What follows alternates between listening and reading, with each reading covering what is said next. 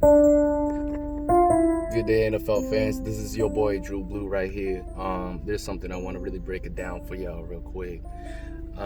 This is a potential controversial rule that, in my opinion, is as faulty of a call as the Tuck rule that happened back in 2001 when the Raiders and Patriots were playing in the AFC Championship game. Here's the thing I don't like about this rule that I'm going to talk about. It isn't the entire rule's existence and purpose that I don't necessarily disagree with, but certain aspects of it that I think should be revised that allows a more fair game to be approached, especially with the technology that the NFL has nowadays to instantly review things as long as there's not any form of interruption that prevents a conclusive view of a certain play or aspect of the play. Now, that being said, I'm talking about the Holy Roller rule that is implemented because of what Ken Stabler and the Raiders attempted to do in a game against the Chargers that turned it into a game-winning touchdown because the ball was fumbled forward for about 40 yards or so until a Raiders player recovered it into the end zone.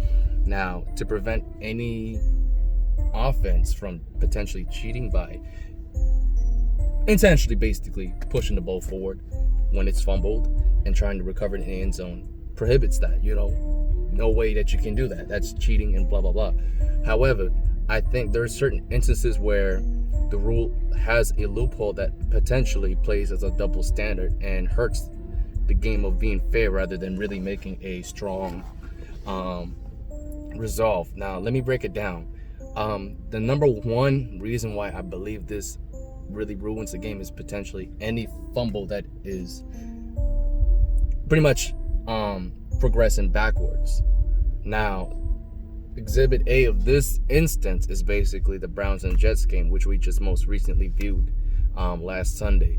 The way the game ended, I thought was just bogus. I'm gonna be blunt with you guys because you could see through instant replay what exactly happened, and to be honest with you, I don't view a backwards fumble any different than a backwards lateral. I mean, you know what I mean? If you're trying to win the game, I mean, what's the difference between a quarterback fumbling the ball backwards to where a running back behind him can recover that football and try to progress with it compared to a natural, toss backwards? It's the ball is going backwards is the whole point of this. It doesn't matter how it is. The ball is going backwards. You know what I mean? Just like how a lateral pass, say you're trying to throw it backwards, if whoever it is trying to catch the ball, if they don't catch it and the ball just hits the ground and is going backwards, that's a live ball. The same thing should be called when a fumble is initially going backwards. It still should be a live ball and not considered dead if the person who fumbled the ball doesn't recover it. That's just what I think. In this instance, when Baker Mayfield fumbled, the ball strictly went backwards 2 or 3 yards to where Kareem Hunt picked it up, fully possessed the ball, and then afterwards attempted to progress with the football, and where he was down was beyond the first down line, so he got the first down. It would have been converted. The Browns should have been able to take over at first down wherever the ball was at, but they considered the ball dead instantly as soon as Kareem Hunt picked it up because he wasn't the one to fumble the football. Now, that's where I believe the call should be revised. And at the end of the day, if you're going to tell me that's too difficult, then why the hell the NFL shouldn't think about doing it if there's already a rule that's installed to potentially challenge pass interference. That's just what I think.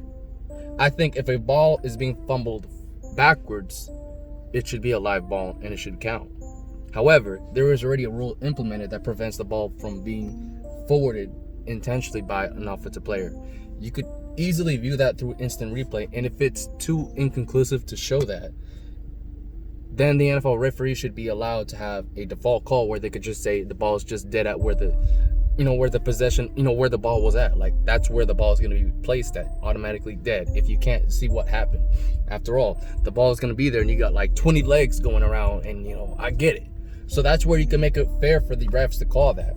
Be like, okay, so that's where the ball was at. We don't know how the ball was progressed forward, which I think should count only if a defensive player accidentally hits it and it goes forward, which you could also see through instant replay, just like how you could see if during a punt return, if the team that's pretty much getting the return accidentally touched the football.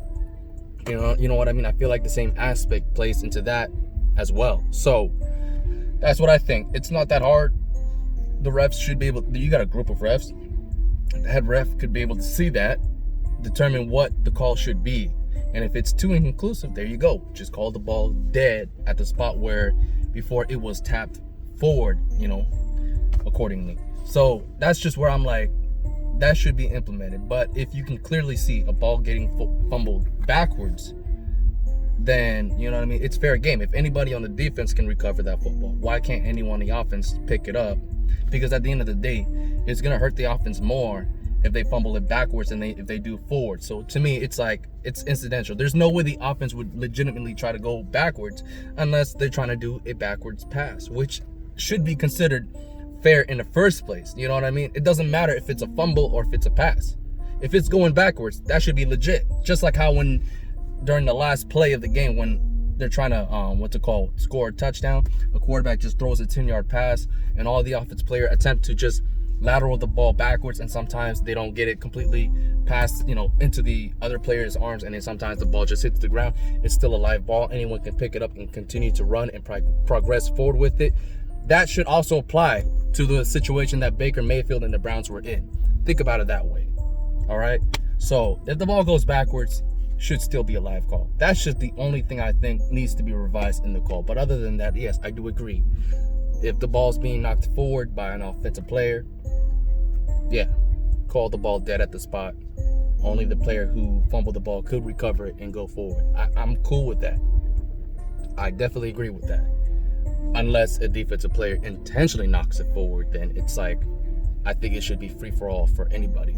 But of course, that's if you can conclude that it was clearly touched by a defensive player and knocked forward. However, if it's too inconclusive, like I said, just go with the default call, just saying the ball's dead at the spot of where the ball was at before it was kicked forward. That's all you have to do. Not that hard. This is your boy True Blue signing out. Y'all stay safe and stay blessed, and let's enjoy the rest of the NFL season. Hopefully we won't have any more weird, bogus calls ruining a really damn good game, especially close to the end where it's crunch time. You know what I mean? We don't want that. All right. Deuces.